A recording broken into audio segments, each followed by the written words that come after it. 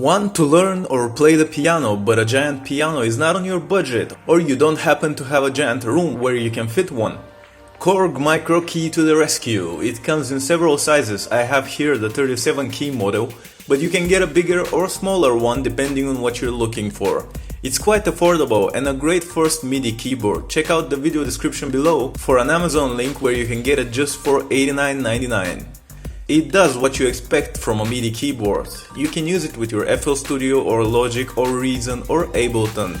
You can also use it with any basic app that has MIDI support to play the Tetris theme badly.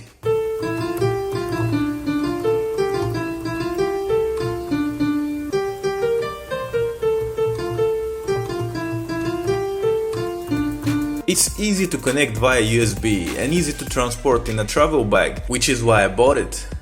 But what kind of build quality are you getting for this budget price? Well, that's where things get tricky. Surely it's because I've been transporting it in a bag throughout half the world, but some of the keys have become unevenly spaced and raised. I'm also thinking it may have always been like this, I'm not sure, but it's not exactly awesome. The keys feel pretty decent and have a good travel and tactile feedback, but you can feel its price as soon as you touch it. However, that won't stop you from making great things with it.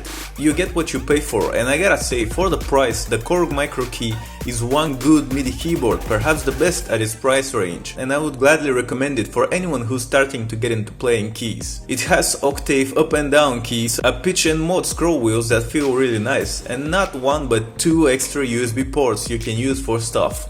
But keep in mind they're low powered, but it's still pretty awesome that they're there. So, Korg Micro Key, a great little budget thing I can recommend. Links in the description to buy it at its cheapest price. Hope you enjoyed this quick look. Subscribe to Mobile Tech Storm for more tech reviews, obscure technology and experiments. See you next time.